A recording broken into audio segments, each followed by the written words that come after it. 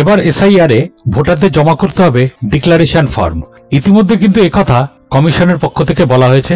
পাশাপাশি এসআইআর এর যে ফর্ম ফিল আপ, এই নিয়েও কিন্তু নির্বাচন কমিশনের পক্ষ থেকে নতুন কয়েকটি গাইডলাইন প্রকাশ করা হয়েছে। যেমন আপনারা অনেকেই এসআইআর ফর্মে ভুল করছেন, ভুল করে ফিল আপ করছেন, অনেকে আবার ফর্মের মধ্যে কাটাকুটি করছেন। সেক্ষেত্রে কোনো সমস্যা হবে কিনা, বা আপনারা অনেকেই রিলেশনশিপের জায়গায় সেখানে না জেনে ভুল করছেন, সেক্ষেত্রে পরবর্তী সময়ে আপনার কি সমস্যা হতে পারে। আবার অনেকে অনলাইন এবং অফলাইন দুভাবেই ফর্মটি জমা করছেন, সেক্ষেত্রে আপনার কি হবে।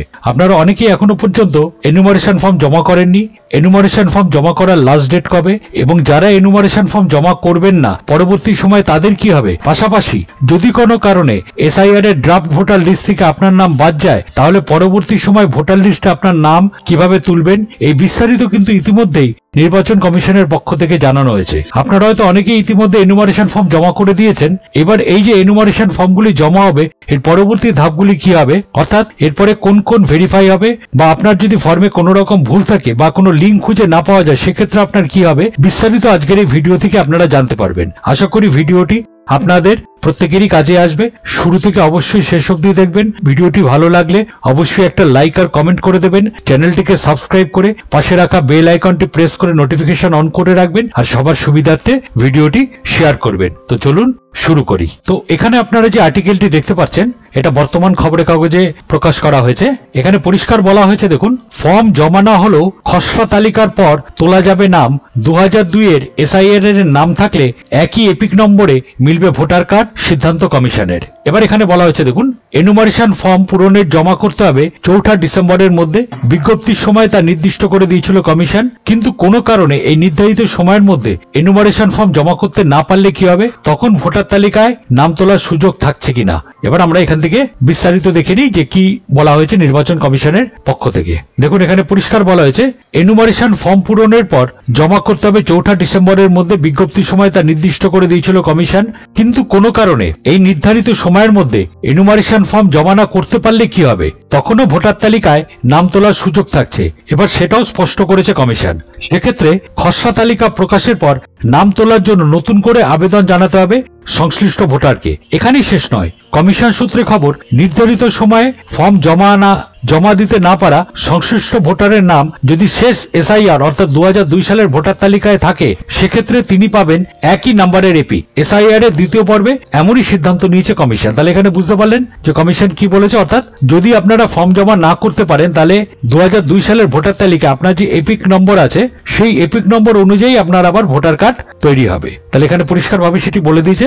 এর পরবর্তী বলেছে যেটি কথাটি, কমিশন সিদ্ধান্ত নিয়েছে নির্ধারিত সময় অর্থাৎ 4 ডিসেম্বরের মধ্যে এনুমারেশন ফর্ম জমা না করতে পারলে সংশ্লিষ্ট ভোটারকে খসড়া তালিকা প্রকাশ হওয়া পর্যন্ত অপেক্ষা করতে হবে।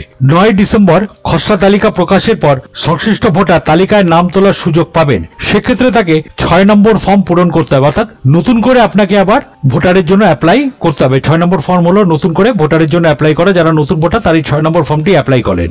সেই সঙ্গে ওই সংশ্লিষ্ট ভোটারকে একটি ঘোষণাপত্র বা ডিক্লারেশন ফর্ম পূরণ করতে হবে। আর এই ডিক্লারেশন ফর্মেই বিশেষ সুবিধা পাবেন শেষ এসআইআর বা 2002 সালের ভোটার তালিকায় নাম থাকা ভোটাররা। ফর্মে প্রথমেই আবেদনকারীকে তার নাম, ফোন নাম্বার, বাবার নাম, মায়ের নাম ও উভয়ের এপিক নম্বর উল্লেখ করতে হবে। আর বিশেষ একটি কলামে 2002 সালের ভোটার তালিকার তথ্য জানানোর সুযোগ পাবেন আবেদনকারী আগামী 8ই জানুয়ারি পর্যন্ত। এই কাজটি হবে আগামী 8ই জানুয়ারি পর্যন্ত। এছাড়া এনুমারেশন ফর্মের মতন এই ডিক্লারেশন ফর্মেও সংশ্লিষ্ট ভোটার 2002 সালের তালিকায় থাকা এপিক নম্বর, আত্মীয়র নাম এবং আত্মীয়ের এপিক নম্বর উল্লেখ করতে পারবেন। আর তা করলেই আগের এপিক নম্বরে মিলবে ভোটার কার্ড। যদিও 2002 সালের ভোটার তালিকায় নাম থাকলে তবেই মিলবে এই সুবিধা। 2002 সালের ভোটার তালিকায় যাদের নাম থাকবে না বা যারা সেই তথ্য উল্লেখ করবেন না, তারা নতুন ভোটার হিসাবে গণ্য হবেন। সেক্ষেত্রে তারা নতুন নম্বরের এপিক পাবেন বলেই কমিশন সূত্রে খবর। বিশেষজ্ঞ মহলের ব্যাখ্যা, বিহার এসআইআর থেকে শিক্ষা নিয়েই এই পদক্ষেপ করছে কমিশন। বিহারে এনুমারেশন পর্বে নথি দেখানো বাধ্যতামূলক ছিল। কাগজ না দেখাতে পারলে সংশ্লিষ্ট ভোটারের নাম খসড়া তালিকা থেকে বাদ দেওয়া হয়েছিল। সেক্ষেত্রে খসড়া পর্বে নাম তোলার সুযোগ থাকলেও ডিক্লারেশন ফর্মে শেষে এসআইআর এর তথ্য জানানোর সুযোগ ছিল না। এদিকে বুধবার রাত পর্যন্ত রাজ্য জুড়ে 6,67,00,000 এনুমারেশন ফর্ম বিলি করা হয়েছে বলে জানিয়েছে রাজ্য মুখ্য নির্বাচনিক আধিকারিকের দপ্তর সিইও অফিস। শীঘ্রই যাতে এই কাজ শেষ করা যায় সে কারণে এদিন রাতেই সমস্ত জেলার ডিইওর সঙ্গে বৈঠক করেন প্রয়োজনীয় নির্দেশ দিয়েছেন সিইও মনোজ আগরওয়াল। জানা যাচ্ছে ফর্ম বিলি থেকে শুরু করে তা গ্রহণ এবং ডিজিটাইজেশন সংক্রান্ত গোটা প্রক্রিয়া শেষ করতে হবে 4 ডিসেম্বরের মধ্যে। সেক্ষেত্রে ফর্ম বিলি করার পরও কোনো নির্ধারিত সময়সীমা না থাকলেও দ্রুত সেই কাজ শেষ করতে চাইছে কমিশন। তাহলে এখানে পরিষ্কারভাবে জানিয়ে দিয়েছে দেখুন যে কত তারিখের মধ্যে কাজটি আপনাকে করতে হবে, এবং আপনার যদি ওই তারিখের মধ্যে এনুমারেশন ফর্ম জমা করতে না পারেন তাহলেও কিন্তু আপনার 2002 সালের ভোটার তালিকা অনুযায়ী আপনার কিন্তু এপিক নাম্বার তৈরি হয়ে যাবে। অর্থাৎ 2002 সালের ভোটার তালিকায় যে এপিক নাম্বার আছে সেই এপিক নাম্বার অনুযায়ী আপনার ভোটার কার্ড তৈরি হয়ে যাবে। তবে অবশ্যই আপনার 2002-তে ভোটার তালিকায় আপনার নাম বা আপনার পরিবারের কারোর নাম, আত্মীয়ের নাম সেটা কিন্তু অবশ্যই থাকতে হবে। আর যদি তা না হয় তাহলে আপনাকে নতুন ভোটার হিসাবে গণ্য করা হবে, এবং তার জন্য যা যা পদক্ষেপ বা যা যা জিনিস অ্যাপ্লাই করা প্রয়োজন এবং যা যা আপলোড করা প্রয়োজন, যে যে ডকুমেন্ট যেগুলি বলা হয়েছে তার মধ্যে সেই ডকুমেন্টগুলি কিন্তু আপলোড করতে হবে। তাহলে বুঝতে পারলেন পরিষ্কারভাবে কমিশন সূত্রে কি জানানো হয়েছে। এছাড়াও ফর্মের মধ্যে যদি কাটাকুটি করেন তাই নিয়ে কোনো সমস্যা হবে কিনা এবং রিলেশনশিপের জায়গায় আপনারা কাকে দেখাবেন সেই নিয়ে কমিশনের দুটি ভিডিও আপনাদের সামনে আমি দেখাচ্ছি, যেটা কমিশনের ইলেকশন কমিশন অফ ইন্ডিয়ার পক্ষ থেকে অরিন্দম নিয়োগী জানিয়েছেন। সেই দুটি ভিডিও আপনাদেরকে আমি দেখিয়ে দিচ্ছি। রিলেটিভ হিসাবে কিন্তু বলা আছে যে ব্লাড রিলেশন আছে, অর্থাৎ ডাউন দ্য লাইন, মানে সেইভাবে বলতে গেলে আমাদের ভোটার তালিকায় যে লিঙ্কগুলো থাকে সে ব্যাপারে বাবা মা এবং পিতামহ মাতামহ অর্থাৎ parental as well as maternal এই দুদিকেই যে কেউ থাকলে তার লিঙ্কেজ দেওয়া যাবে।